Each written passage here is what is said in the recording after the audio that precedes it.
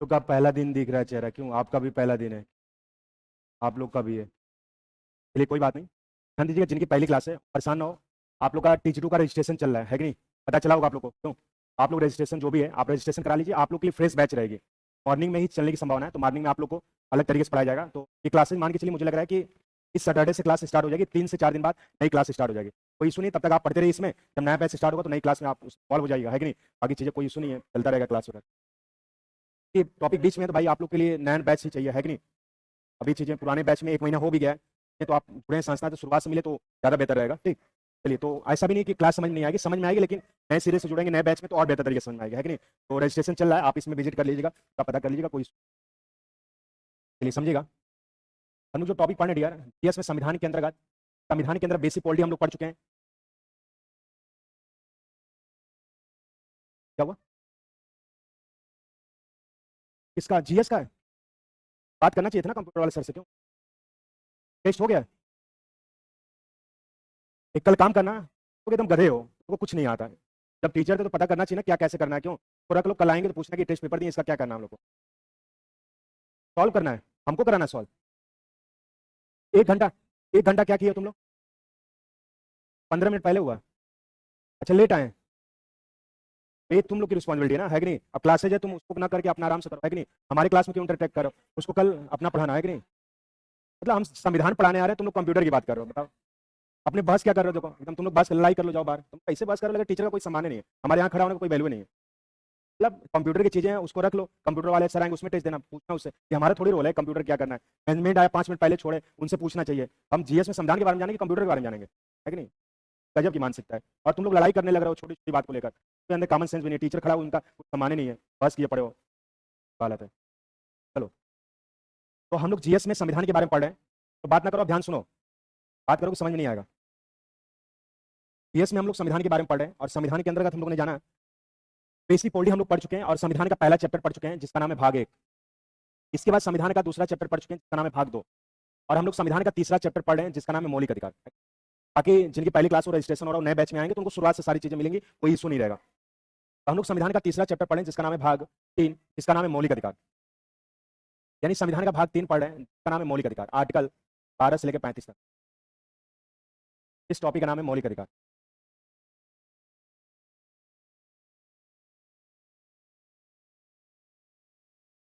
संविधान के भाग 3 में हम लोग पढ़े थे जिसका नाम है मौलिक अधिकार। मौलिक अधिकार में हम लोग जाना था कि अधिकार है क्या, मौलिक अधिकार किसे कहते हैं, मानवाधिकार किसे कहते हैं, मौलिक अधिकार और मानवाधिकार से कैसे एग्जाम में प्रश्न बनते हैं, इसके बारे में हम लोगों ने कहीं नहीं पढ़ा था। इसके बाद हम लोग ने जाना था यार कि आर्टिकल 12 में राज्य की परिभाषा दी गई, आर्टिकल 13 में मौलिक अधिकार से असंगत कल्पीकरण करने वाली विधियां। इसके बाद मैंने बताया कि मूल संविधान में 7 मौलिक अधिकार थे, प्रेजेंट टाइम कितने अधिकार हैं? 6। 6 मौलिक अधिकार में हम लोगों ने 3 से 4 अधिकार पढ़ चुके हैं। पहला अधिकार हम लोगों ने पढ़ा था, उसका नाम था समानता का अधिकार। 14 से 18 तक हम लोगों ने पढ़ा था समानता का अधिकार, जिसे हम इक्वलिटी ऑफ राइट्स कहते हैं। समानता के अधिकार में कुल 5 अनुच्छेद हैं, इसके अंदर हम लोगों ने कहने के बेहतर तरीके से पढ़ा था। इसके बाद दूसरा अधिकार पढ़ा था 19 से लेकर 22 तक, इसका नाम है स्वतंत्रता का अधिकार। स्वतंत्रता का अधिकार में 4 अनुच्छेद ही पढ़ लिया था। और तीसरा कल हम लोगों ने पढ़ा था 23 से लेकर 24 तक, इसका नाम है शोषण के विरुद्ध अधिकार। शोषण के विरुद्ध अधिकार 23 से लेकर 24 तक, इसके बारे में हम लोग जाना था। चौथा पढ़ा था 25 से लेकर 28 तक, इसके बारे में पढ़ा था धार्मिक स्वतंत्रता का अधिकार, यानी कैसे धर्म में पूजा पाठ में स्वतंत्र है, उसके बारे में पढ़ा था। इसके बाद जो टॉपिक हम लोग को पढ़ना है, जिस टॉपिक का नाम है डियर, यानी कि आप देखेंगे डियर, संस्कृति और शिक्षा का अधिकार। यानी अगला जो राइट्स पढ़ना है, यानी कहने के तो आपका इस टॉपिक का नाम है डियर 5वां अधिकार, संस्कृति और शिक्षा का अधिकार। चलिए जो लोग हेडिंग ना डालें उसको हेडिंग डालेंगे संस्कृति तथा शिक्षा का अधिकार। संस्कृति तथा शिक्षा का अधिकार। हाँ, आर्टिकल पढ़ना है, आर्टिकल 29 से लेकर 30 तक, है कि नहीं? जो आर्टिकल पढ़ना है तो 29 से लेकर 30 तक संस्कृति और शिक्षा का अधिकार में पढ़ना है। आर्टिकल 29, आर्टिकल 29 में पढ़ना है अल्पसंख्यक वर्गों का संरक्षण के बारे में कहने के हम लोग को पढ़ना है कि नहीं? आर्टिकल 29 पहला अल्पसंख्यक वर्गों का संरक्षण, है कि नहीं? तो इसके बारे में लिख लेते हैं 5 मिनट, इसके बाद कंटिन्यू करते हैं। लिखिएगा आर्टिकल 29, हाँ हेडिंग डालिएगा अल्पसंख्यक वर्गों का संरक्षण, तो लिखिएगा, इसके बाद समझा रहे हैं 5 मिनट लिख लीजिए, इसके बाद समझाते हैं इसको। तो आर्टिकल 29 पढ़ना आप लोग को।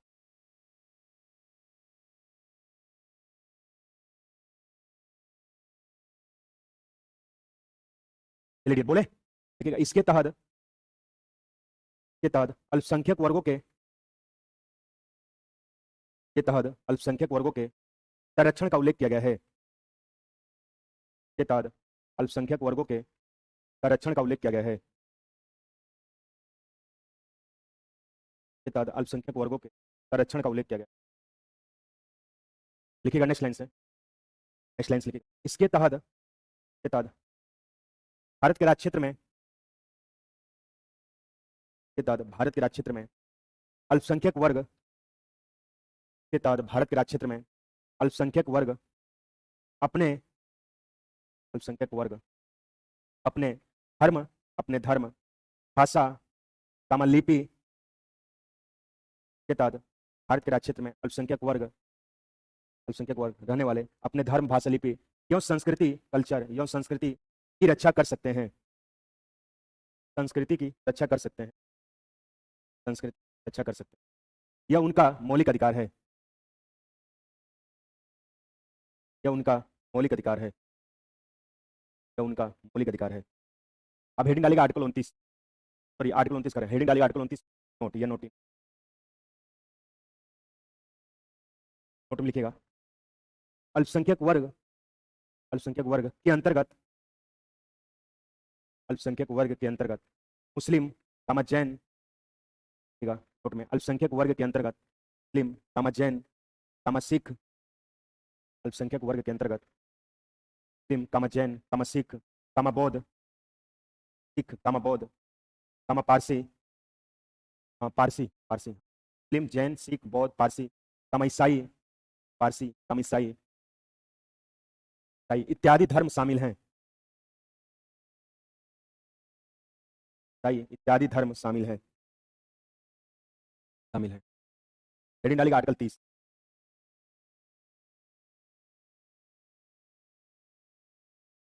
आर्टिकल 30 में लिखिएगा इसके तहत, डायरेक्ट लिखना, कोई हेडिंग नहीं है, डायरेक्ट लिखना है, लिखिएगा इसके तहत अल्पसंख्यक वर्ग,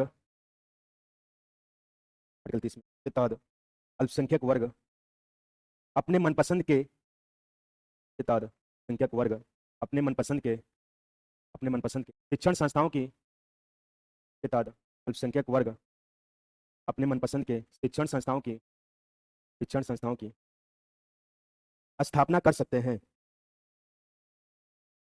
शिक्षण संस्थाओं की स्थापना कर सकते हैं तथा उसका प्रशासन कर सकते हैं, तथा उसका प्रशासन एवं निर्देशन, उनका प्रशासन निर्देशन एवं नियंत्रण कर सकते हैं, तथा उसका प्रशासन निर्देशन नियंत्रण कर सकते हैं, तथा उसका प्रशासन एवं निर्देशन एवं नियंत्रण कर सकते हैं। यह उनका मौलिक अधिकार है। यह उनका मौलिक अधिकार है।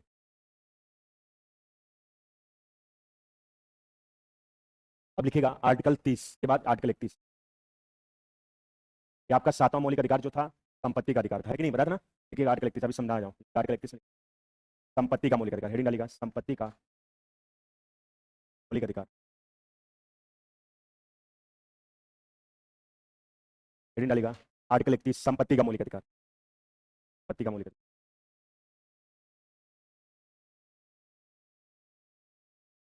लिखिएगा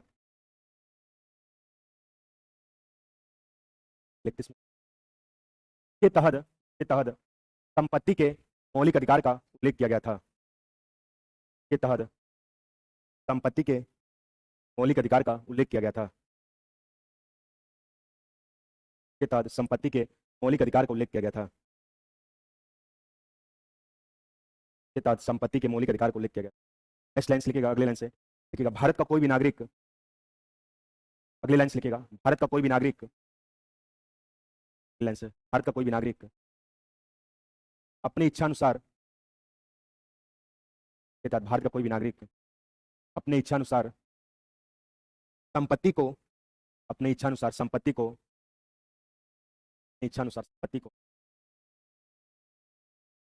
अर्जित समाधारण, यहाँ पे लिखेंगे अर्जित समाधारण व्यय कर सकता है। अर्जित समाधारण व्यय कर सकता है। अर्जित समाधारण व्यय कर सकता है। यह उसका मौलिक अधिकार है। अर्जित समाधारण व्यय कर सकता है। यह उसका मौलिक अधिकार है। यह उसका मौलिक अधिकार है। चलिए नेक्स्ट लाइन लिखेगा, अगले लाइन लिखेगा, नोट हेडिंग डालेगा, नोट नोट में लिखेगा या नोट में लिखेगा संपत्ति के मौलिक अधिकार को लिखेगा, संपत्ति के मौलिक अधिकार को,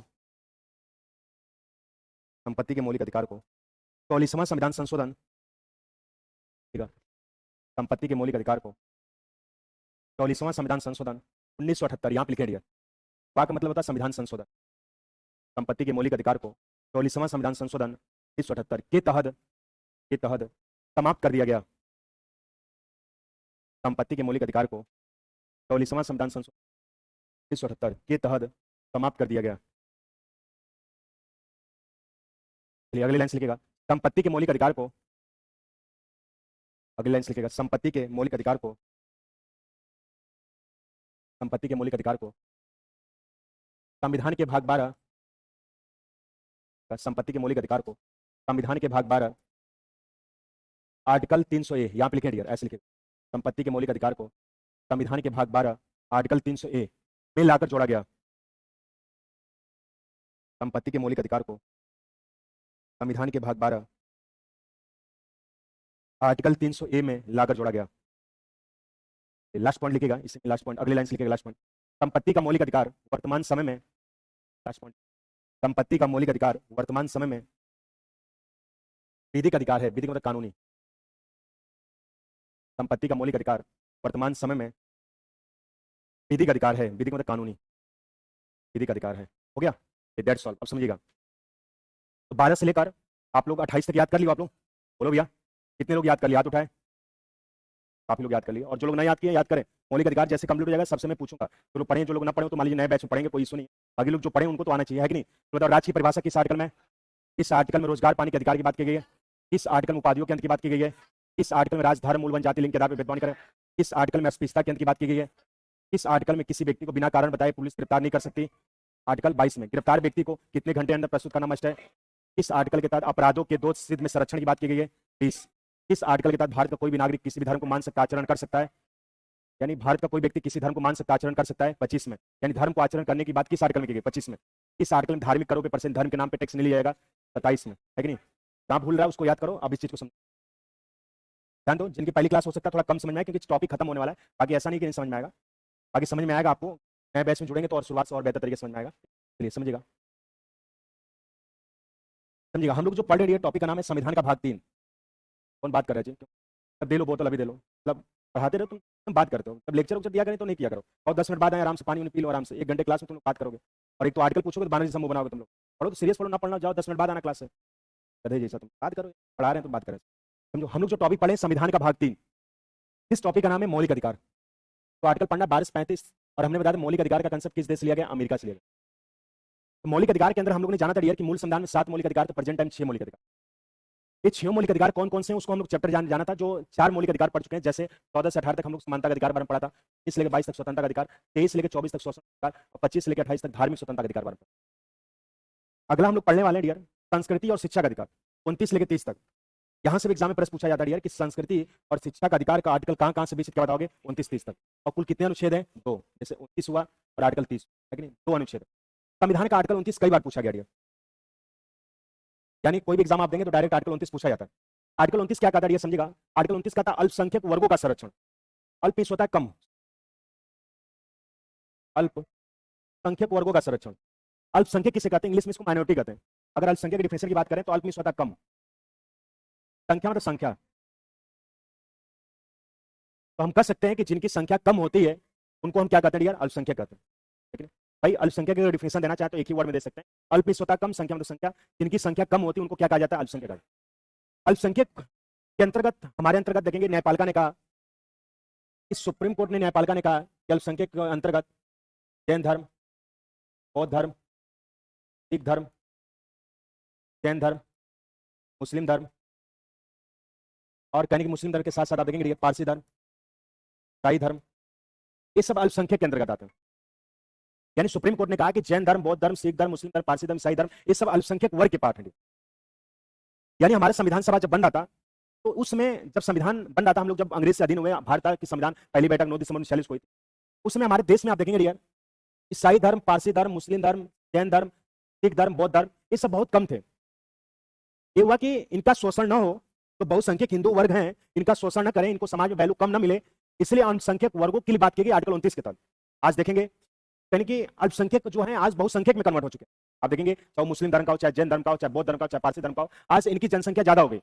उस समय कंडीशन थी जब संविधान सभा बन रहा था 70 साल पहले, तो अल्पसंख्यक बहुत वर्ग थे, इसमें अल्पसंख्यक वर्ग बहुत कम थे, और इसमें कहा गया अल्पसंख्यक वर्गों के संरक्षण की बात की गई। आर्टिकल 29 में कहा गया कि अल्पसंख्यक वर्ग, आर्टिकल 29 में कहा गया कि अल्पसंख्यक वर्ग अपने धर्म, भाषा, लिपि एवं संस्कृति की रक्षा कर सकते हैं, उनका मौलिक अधिकार है। यानी आर्टिकल 29 में कहा गया कि अल्पसंख्यक वर्ग अपने धर्म की रक्षा कर सकते हैं, अपने लैंग्वेज की रक्षा कर सकते हैं, भाषा की रक्षा कर सकते हैं। लिपि मतलब लिखावट, लोग कहते हैं कि देखो कितना सुंदर लिखा है, कितना अच्छा लिखा है, अगर कोई बेकार लिखा है देखो लिख दिया कितना बेकार लिखा है कि नहीं, लोग कहते हैं देहाती भाषा में। तो लिपि मतलब लिखावट, संस्कृति मतलब कल्चर, हमारी कल्चर अलग है, संस्कृति अलग है। यही संविधान के आर्टिकल 29 में कहा गया है अल्पसंख्यक को राइट्स अधिकार दिया है कि जो अल्पसंख्यक वर्ग है भारत के अंदर रहते हैं राज्य क्षेत्र में, वो अपने धर्म, भाषा, लिपि एवं संस्कृति की रक्षा कर सकते हैं, उनका मौलिक अधिकार है। तो पूछा जाता है कि किस आर्टिकल के तहत अल्पसंख्यक वर्ग अपने धर्म, भाषा, लिपि एवं संस्कृति की रक्षा कर सकते हैं, क्या बताओगे? आर्टिकल 29 के तहत। ये बात समझ में आई? आर्टिकल 30 क्या है समझेगा? आर्टिकल 30 अल्पसंख्यक को लिए हित के लिए बात की गई, क्या की गई समझेगा? आर्टिकल 30 में कहा गया है कि अल्पसंख्यक वर्ग अपने मनपसंद के शिक्षण संस्थाओं का निर्माण कर सकते हैं तथा उसका प्रशासन एवं निर्देशन कर सकते हैं, उनका मौलिक अधिकार है। यानी संविधान के आर्टिकल 30 में ही कहा गया है कि अल्पसंख्यक वर्ग जो हैं वो अपने मनपसंद के शिक्षण संस्थाओं की स्थापना कर सकते हैं, स्कूल, कॉलेज, यानी कि आप देखेंगे ये सब चीजें खोल सकते हैं। जब स्कूल कॉलेज खोलेंगे तो उसका प्रशासन भी कर सकते हैं, प्रशासन तो उसका देख रेख कर सकते हैं, निर्देशन उनके डायरेक्शन से चलते हैं, उनका संविधान का आर्टिकल 30 के तहत मौलिक अधिकार है। आज हमारे 6 वर्ग जो है अल्पसंख्यक के अंतर्गत, जैन धर्म हुआ, चाहे बौद्ध धर्म हुआ, चाहे सिख धर्म हुआ, चाहे पारसी धर्म, चाहे ईसाई धर्म हुआ, आज देखेंगे पूरे भारत के राज्य क्षेत्र में अगर सबसे ज्यादा स्कूल कॉलेज है तो इन्हीं के अंतर्गत है। सेंट जॉन्स स्कूल हुआ, बिबिन जॉनसन स्कूल हुआ, आप देखेंगे इनको कहने की भारत सरकार ने आर्टिकल 30 के तहत मान्यता दिया है। हम और आप जाएंगे कोई भी स्कूल कॉलेज खोलेंगे तो हमें एडी से चोटी तक जोड़ लगाना पड़ेगा, लेकिन जल्दी मान्यता नहीं मिलेगी। अगर यही लोग स्कूल कॉलेज खोलना चाहें, चाहे जैन धर्म, चाहे सिख धर्म, चाहे बौद्ध धर्म, चाहे पारसी धर्म, ये लोग चाहेंगे तो स्कूल कॉलेज बहुत आसानी तरीके से खोल सकते हैं, क्योंकि इनको आर्टिकल 30 के तहत आरक्षण दिया गया है। आर्टिकल 30 में कहा गया कि अल्पसंख्यक वर्ग मतलब कि जैन धर्म, बौद्ध धर्म, सिख धर्म अपने मनपसंद के शिक्षण संस्थाओं की स्थापना कर सकते हैं, यानी स्कूल कॉलेज वगैरह खोल सकते हैं, और साथ में उसका प्रशासन, उसका देखरेख कर सकते हैं, निर्देशन, उनके डायरेक्शन चल सकता है, उनका मौलिक अधिकार। कोई पूछे यार किस आर्टिकल के तहत अल्पसंख्यक वर्ग अपने मनपसंद के शिक्षण संस्थाओं की स्थापना कर सकते हैं, क्या बताओगे? इसके तहत पहला आर्टिकल तो कहता है कि आर्टिकल 29 में अल्पसंख्यक वर्ग के संरक्षण देख के बात की गई, और दूसरा आर्टिकल कहता है आर्टिकल 30 में कहा गया अल्पसंख्यक वर्ग अपने मनपसंद के स्कूल कॉलेज खोल सकते हैं। इस लॉजिक से याद करेगा कि पहला आर्टिकल 29 अल्पसंख्यक वर्ग के संरक्षण की बात की गई, और दूसरा आर्टिकल अल्पसंख्यक को लिए स्कूल कॉलेज खोलने की बात की गई आर्टिकल 30। इतनी बात समझ में आई? बोलो भैया। इसके बाद हमारा 7वां मौलिक अधिकार था संपत्ति का मौलिक अधिकार। आर्टिकल 31 में आप देखेंगे संपत्ति के मौलिक अधिकार को उल्लेख किया गया था। मैंने आपको एक बार नहीं कम से कम 10 बार बता दिया, जो लोग शुरुआत से पढ़े, जो लोग ना पढ़े कोई बात नहीं, आगे चीजें पढ़ाई जाएगी। मैंने बता दिया कि संपत्ति के मौलिक अधिकार को 44वां संविधान संशोधन 1978 के तहत समाप्त किया गया, और मैंने बता दिया संपत्ति के मौलिक अधिकार को संविधान के भाग 12 आर्टिकल 300A मिलाकर जोड़ा गया। मैंने बता दिया संपत्ति का मौलिक अधिकार वर्तमान समय में विधिक अधिकार, कानूनी अधिकार। इसका मतलब समझिएगा डियर, हमारे संविधान के आर्टिकल 31 में संपत्ति का मौलिक अधिकार का उल्लेख किया, यानी कि आप देखिए जब संविधान सभा बन रहा था उस समय भारत का कोई भी नागरिक अपने इच्छा अनुसार संपत्ति को खर्च कर सकता है, व्यय कर सकता है, धारण कर सकता है, अर्जित कर सकता है। अगर हमारी इच्छा अनुसार कोई भी व्यक्ति अगर संपत्ति लेता था तो आर्टिकल 32 के तहत, यानी कि कोई व्यक्ति जबरदस्ती उसकी संपत्ति लेता था तो आर्टिकल 32 के तहत सुप्रीम कोर्ट जा सकता था, 226 के तहत हाई कोर्ट जा सकता था। लेकिन 1978 में मोरारजी देसाई की सरकार बनती है, उन्होंने राष्ट्र की एकता अखंडता को देखते हुए संविधान में एक संशोधन किया जिसका नाम था 44वां संविधान 77। 44वां संविधान 77 के तहत आप देखिए संपत्ति के मौलिक अधिकार को समाप्त कर दिया गया, और संविधान के भाग 12 आर्टिकल 300 मिलाकर जोड़ा गया, और संपत्ति का मौलिक अधिकार वर्तमान समय विधिक अधिकार, कानूनी अधिकार, यानी राष्ट्र की एकता अखंडता को देखते हुए जब चाहे भारत सरकार, केंद्र सरकार आपकी संपत्ति ले सकती है, उसके एरिया के हिसाब से आपका मुआवजा दे सकती है। यही संविधान के आर्टिकल 31 में जो 7वां मौलिक अधिकार था उसका नाम संपत्ति का मौलिक अधिकार था, और संपत्ति के मौलिक अधिकार को 44वां संविधान 79 के तहत समाप्त करके संविधान के भाग 12 आर्टिकल 300 मिलाकर जोड़ा गया, और संपत्ति का मौलिक अधिकार वर्तमान समय कौन सा अधिकार है? विधिक अधिकार। कभी कभी जनरली संशोधन से पूछा जाता है, आगे हम आपको इंपॉर्टेंट पढ़ाएंगे, जैसे पूछा जाता है 42वां संविधान संशोधन किससे संबंधित बताओगे? 1976 से। पूछा जाता है 44वां संविधान संशोधन किससे संबंधित, क्या बताओगे? 78 से। तो लोग कंफ्यूज रहते हैं 4278 से कि 4476 से। देखो बहुत सिंपल से याद करते हैं, 4 4 प्लस करो कितना होगा 6, और लास्ट में कितना आ रहा है 6, और 4 4 प्लस करो कितना होगा 8, लास्ट में क्या आ रहा है 8, है कि नहीं? तो हमारे अंदर 42वां समाधान 76 जोड़ने की बात करता है, और हटने की बात कौन करता है? 44वां समाधान 77। इतनी बात करो। तो प्रश्न बनेगा कि संपत्ति का मौलिक अधिकार किस अनुच्छेद में उल्लेख किया गया था? आर्टिकल 31। संपत्ति के मौलिक अधिकार कब समाप्त किया गया? 44वां समाधान 77। और संविधान के किस भाग में लाकर जोड़ा गया? भाग 12। और कौन से आर्टिकल में? 301। और वर्तमान संपत्ति का मौलिक अधिकार कौन सा अधिकार है? विधिक अधिकार, कानून अधिकार। इतनी बात क्लियर? बोलो भैया। प्रश्न बनेगा कि संस्कृति और शिक्षा का अधिकार कहां कहां से आर्टिकल है? 29 से 30। कुल कितने अनुच्छेद हैं? 2। किस आर्टिकल में अल्पसंख्यक वर्ग अपने मन किस आर्टिकल के तहत अल्पसंख्यक वर्ग अपने धर्म भाषा लिपि की रक्षा कर सकते हैं? किस आर्टिकल के तहत अल्पसंख्यक वर्ग अपने मनपसंद की शिक्षण संस्थाओं की स्थापना कर सकते हैं? प्रश्न बनेगा किस आर्टिकल में संपत्ति के मौलिक अधिकार को उल्लेख किया गया था? संपत्ति के मौलिक अधिकार को कब समाप्त किया गया? और संविधान के किस भाग में लाकर जोड़ा गया? और कौन से आर्टिकल में? 300। और संपत्ति का मौलिक अधिकार वर्तमान कौन सा अधिकार है? विधिक अधिकार। ये बात समझ में आई? चलिए नेक्स्ट लास्ट अधिकार लिखिएगा, जो अधिकार लास्ट पढ़ना है, संवैधानिक उपचार अधिकार। हेडिंग डालिएगा लास्ट। 8वां अधिकार जो है संवैधानिक उपचार अधिकार। संवैधानिक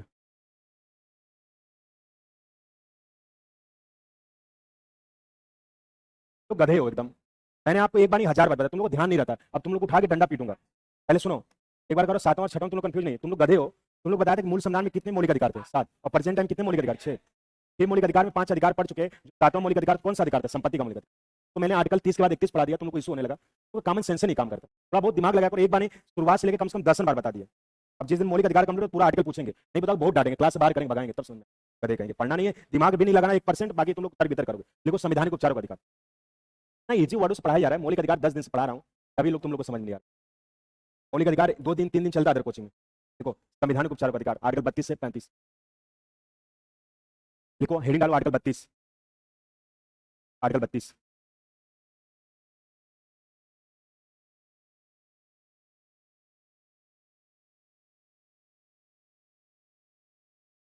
लिखिएगा, आर्टिकल 32 लिखिएगा। इसके तहत लिखिएगा, इसके तहत लिखवाई दे रहे हैं तो एक बार इकट्ठे समझा देंगे, है कि नहीं? बहुत बड़ा है, ठीक। आपका एक पेज भर जाएगा लिखने में, लिख लीजिएगा। लिखिएगा मौलिक अधिकार का आर्टिकल 32 लिखिएगा। इसके तहत आर्टिकल 32 लिखिएगा, हेडिंग डालिएगा आर्टिकल 32। 32 लिखिएगा। इसके तहत मौलिक अधिकार का उल्लंघन होने पर,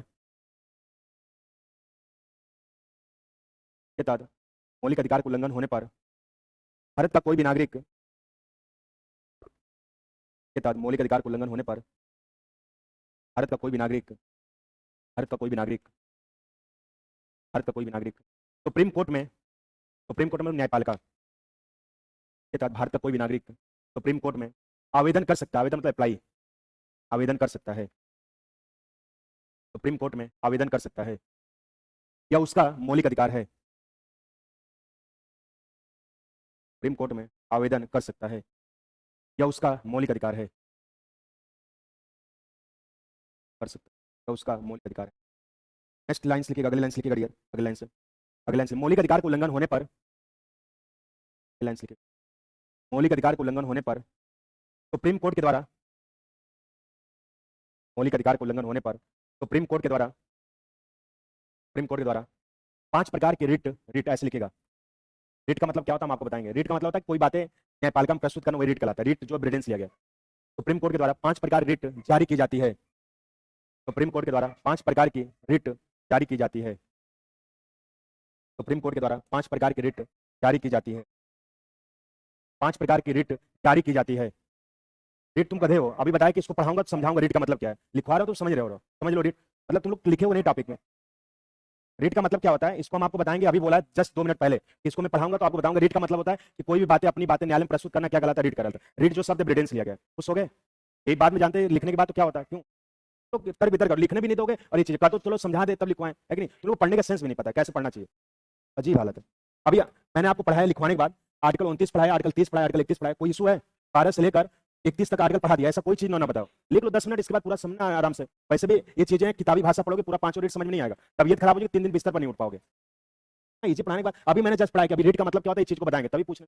अभी पूछो 12 से लेकर, तो आर्टिकल होमवर्क दिए थे 12 से लेकर मैंने 28 तक कहा था याद करने के लिए। याद किया कि नहीं? 12 से 28 तक, 12 से 28 तक याद है आर्टिकल? चलो खड़े हो जाओ, सुनाओ 12 से 28 तक इस सर क्यों रहते हो? अब डेली पूछेंगे तब समझो। तो बताओ आर्टिकल 12 13 14 बोलते रहो, बोलो ऐसे बोलते रहो।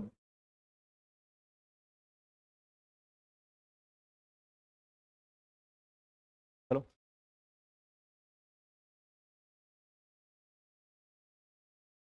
हाँ बोलते रहो, जल्दी जल्दी फास्ट बोलो, है कि नहीं? 1 मिनट में खत्म करो, बोलो।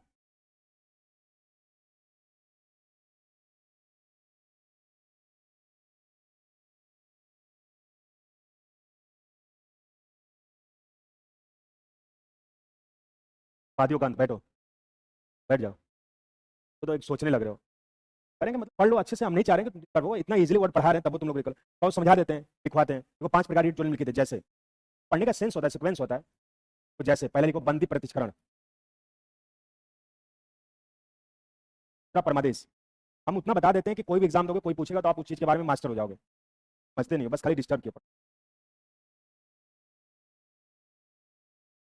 अभी मैं कह रहा हूँ कि रीड का मतलब हम आपको बताएंगे, तभी 2 मिनट बाद वही पूछ रहे हैं रीड का मतलब क्या, यानी ध्यान ही नहीं क्लास में, कहीं और है क्लास के बाद। अधिकार परीक्षा है, 5 प्रकार निम्नलिखित है, जैसे लिखो इसको।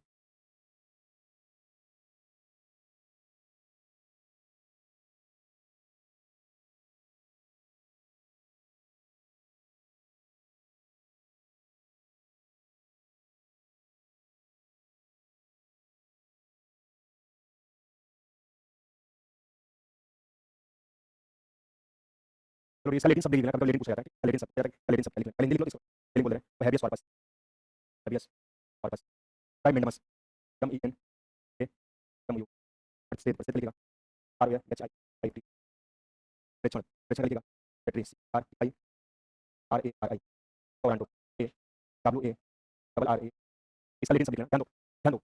बंदी परीक्षण का लेकिन शब्द कभी पूछा जाता है कि हैबियस कॉर्पस किससे कहते हैं, बंदी परीक्षण समझाएंगे अभी, क्योंकि स्पेस स्केलिंग है, एक बार देख लो तो लिखना आराम से spelling, H A B E A U S, corpus के C O R P U S, corpus, परमादेश के M A N D A M U S एस, प्रतिषेध के prohibition P R O H I B I T I O N, प्रेक्षण सेक्रेटरी C E R T I O R A R I, और अधिकार परीक्षक टोरंटो Q U A W A double R A N T O, ठीक, इसको लिख लो, एक एक चीज लिखवा लेंगे, ठीक। कभी कोई लेडिन सब पूछा जाता है तो लिखना, लेडिन सब पूछा जाता है तब लिखवाएं, कोई शौक नहीं है, गाल पे हाथ रख के सोच लो।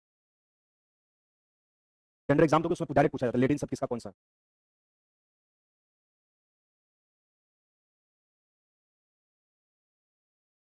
लेनो खिला दो, तो चांस में दोबारा पूछ सकते हो, ऐसा कुछ नहीं है, तो गलती भी काटता हूं, है नहीं, अभी पूछने के लिए पूछो, कोई दिक्कत नहीं, एक बार नहीं समझ में 50 बार कॉपी बार पूछो, पढ़ा रहे पानी मांगोगे, बात करोगे, एक बार चीज करेंगे उसको बताएंगे, दोबारा फिर पूछो, तो नहीं आएगा। चलो देखो इसमें पहले को बंदी प्रतिष्करण, हेड डालो, बंदी प्रतिष्करण हैबियस कॉर्पस, बंदी प्रतिष्करण हैबियस कॉर्पस, देखो समझाएंगे इसको, कम से कम आधे घंटे 40 मिनट लगेगा इसको समझाने में, और 15-20 मिनट लिखवाने लगेगा, 1 घंटे का टॉपिक है। देखो पहले हेडिंग डालो, बंदी प्रतिष्करण हैबियस कॉर्पस, तो हेडिंग डालिए, हो गया सबका। देखो इसका शाब्दिक अर्थ होता है, बंदी प्रतिष्करण में इसका शाब्दिक अर्थ होता है, इसका शाब्दिक अर्थ होता है गिरफ्तार व्यक्ति को, का शाब्दिक अर्थ होता है गिरफ्तार व्यक्ति को, प्रत्यक्ष, प्रत्यक्ष मतलब डायरेक्ट, का शाब्दिक अर्थ होता है गिरफ्तार व्यक्ति को, गिरफ्तार व्यक्ति को, गिरफ्तार व्यक्ति को, प्रत्यक्ष, प्रत्यक्ष मतलब डायरेक्ट, का शाब्दिक अर्थ होता है गिरफ्तार व्यक्ति को प्रत्यक्ष रूप से, प्रत्यक्ष रूप जिंदा या मुर्दा, का शाब्दिक अर्थ होता है गिरफ्तार व्यक्ति को प्रत्यक्ष रूप से जिंदा या मुर्दा जज के समक्ष, जिंदा या मुर्दा जज के समक्ष, समक्ष प्रस्तुत करना, का शाब्दिक अर्थ होता है गिरफ्तार व्यक्ति को जिंदा या मुर्दा जज के समक्ष प्रस्तुत करना। चलिए अगली लाइन से लिखेगा, जब किसी व्यक्ति को, अगली लाइन से लिखेगा, जब किसी व्यक्ति को गिरफ्तार किया जाता है तो, जब किसी व्यक्ति को गिरफ्तार किया जाता है तो, जब किसी व्यक्ति को गिरफ्तार किया जाता है तो, जब किसी व्यक्ति को गिरफ्तार किया जाता है तो, तब इस रेट के माध्यम से, तब इस रेट के माध्यम से उस व्यक्ति की, जब व्यक्ति को गिरफ्तार किया जाता है तो इस रेट के माध्यम से व्यक्ति की गिरफ्तारी की, व्यक्ति की गिरफ्तारी की, दोबारा सुना, जब किसी व्यक्ति को गिरफ्तार किया जाता है तब इस रेट के माध्यम से उस व्यक्ति की, व्यक्ति की गिरफ्तारी की जांच की जाती है, गिरफ्तारी की जांच की जाती है, गिरफ्तारी की जांच की जाती है, गिरफ्तारी की जांच की जाती है, गिरफ्तारी की जांच की जाती है। नेक्स्ट लाइन से लिखेगा, अगली लाइन से, अगली लाइन से लिखेगा, यह रिट सरकारी क्यों प्राइवेट, अगली लाइन से लिखेगा, यह रिट सरकारी क्यों प्राइवेट, अगली लाइन से, यह रिट सरकारी और प्राइवेट, यह रिट सरकारी और प्राइवेट दोनों व्यक्तियों पर जारी किया जाता है, यह रिट सरकारी और प्राइवेट दोनों व्यक्तियों पर जारी किया जाता है, जारी किया जाता है, यह रिट सरकारी और प्राइवेट दोनों व्यक्तियों पर जारी किया जाता है। चलिए लास्ट पॉइंट लिखिएगा, लास्ट पॉइंट, यह रिट राष्ट्रीय और राज्यपाल के विरुद्ध, लास्ट पॉइंट, यह रिट राष्ट्रीय और राज्यपाल के विरुद्ध जारी नहीं किया जाता है, यह रिट राष्ट्रपति और राज्यपाल के विरुद्ध जारी नहीं किया जाता है, यह रिट राष्ट्रपति और राज्यपाल के विरुद्ध जारी नहीं किया जाता है। लिखेगा परमादेश, मेंडमस का हेडिंग डालेगा, परमादेश मेनमन, का मतलब होता है हम आदेश देते हैं, कोई भी व्यक्ति सरकारी पद पे कार्य कर रहा है, अगर हमारे कार्यों को नहीं करता है तो हम परमादेश के माध्यम से उसके खिलाफ रिट दायर करते हैं। समझाएंगे, समझ में आएगा। हेडिंग डालिएगा परमादेश, परमादेश लिखिएगा, हेडिंग डालिएगा परमादेश लिखिएगा। इसका शाब्दिक अर्थ होता है, परमादेश लिखिएगा, इसका शाब्दिक अर्थ होता है हम आदेश देते हैं। लिखिएगा परमादेश में, इसका शाब्दिक अर्थ होता है हम आदेश देते हैं। इसका शाब्दिक अर्थ होता है हम आदेश देते हैं। नेक्स्ट लाइन लिखिए डियर, जब कोई व्यक्ति सार्वजनिक या संवैधानिक पद, जब कोई व्यक्ति सार्वजनिक या संवैधानिक पद ग्रहण करते हुए, जब कोई व्यक्ति सार्वजनिक या संवैधानिक पद ग्रहण करते हुए इसकी वजह से नागरिकों के मौलिक अधिकार का उल्लंघन होता है, की वजह से नागरिकों के मौलिक अधिकार का उल्लंघन होता है, की वजह से नागरिकों के मौलिक अधिकार का उल्लंघन होता है, की वजह से नागरिकों के मौलिक अधिकार का उल्लंघन होता है, तो यह रिट होता है, तो यह रिट उस व्यक्ति के, तो यह रिट व्यक्ति के विरुद्ध जारी किया जाता है। विरुद्ध मतलब अपोजिट। अब यह रिट उस व्यक्ति के विरुद्ध जारी किया जाता है। विरुद्ध का मतलब अपोजिट होता है, जारी किया जाता है।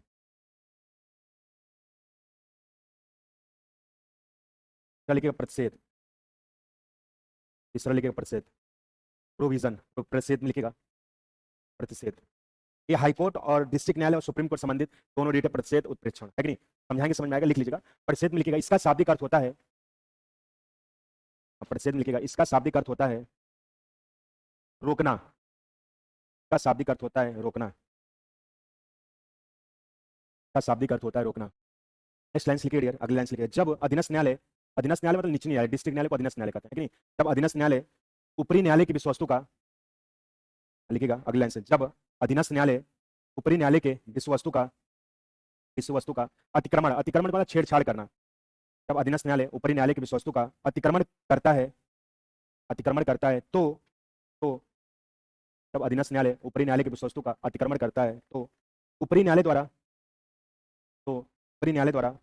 अधीनस्थ न्यायालय के विरुद्ध, ऊपरी न्यायालय के द्वारा अधीनस्थ न्यायालय के विरुद्ध यह रिट जारी किया जाता है। ऊपरी न्यायालय के द्वारा अधीनस्थ न्यायालय के विरुद्ध यह रिट जारी किया जाता है, जारी किया जाता है, जारी किया जाता है। चलिए लास्ट पॉइंट लिखिएगा, इसमें लास्ट पॉइंट, इस रिट का उद्देश्य, लास्ट पॉइंट, इस रिट का उद्देश्य गलती होने के पहले सुधारना होता है।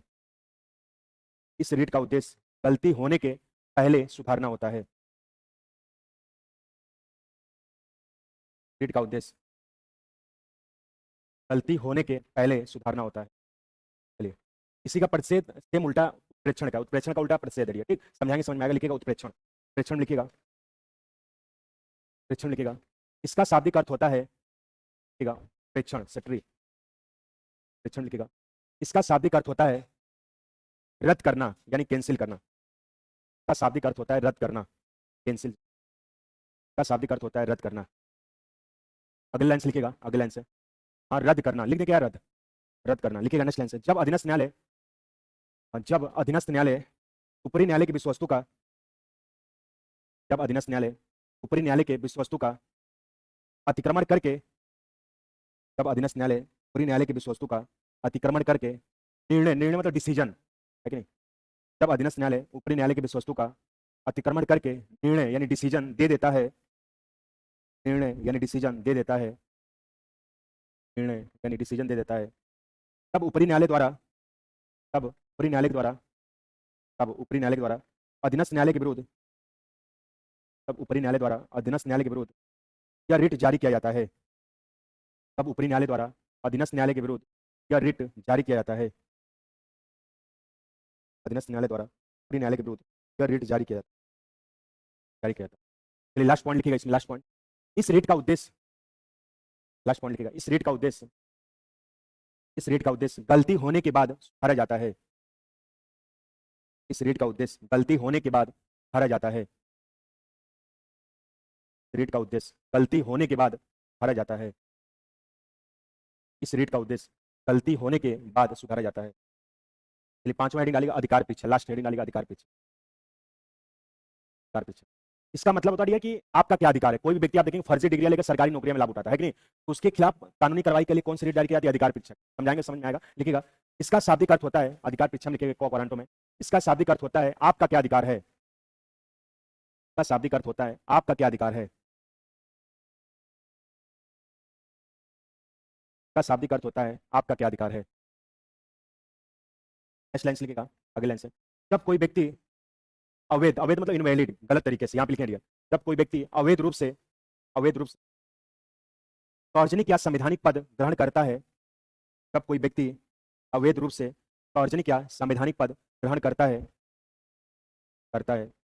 तब इस रीट के माध्यम से, तब कोई व्यक्ति अवैध रूप से सार्वजनिक या संवैधानिक पद ग्रहण करता है तब इस रीट के माध्यम से, जब कोई व्यक्ति अवैध रूप से सार्वजनिक या संवैधानिक पद ग्रहण करता है तब इस रीट के माध्यम से जांच के उपरांत हटाया जाता है। तब इस रीट के माध्यम से जांच के उपरांत हटाया जाता है। तब इस रीट के माध्यम से जांच के उपरांत हटाया जाता है। तब इस रीट के माध्यम से जांच के उपरांत हटाया जाता है। मैंने बताया किस आर्टिकल को डॉक्टर भीमराव अम्बेडकर ने आत्मा कहा था? 32। नोट करो, नोट में लिखो।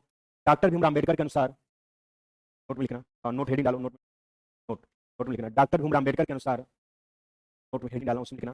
डॉक्टर भीमराव अम्बेडकर के अनुसार आर्टिकल 32, डॉक्टर भीमराव अम्बेडकर के अनुसार आर्टिकल 32 भारतीय संविधान की आत्मा है।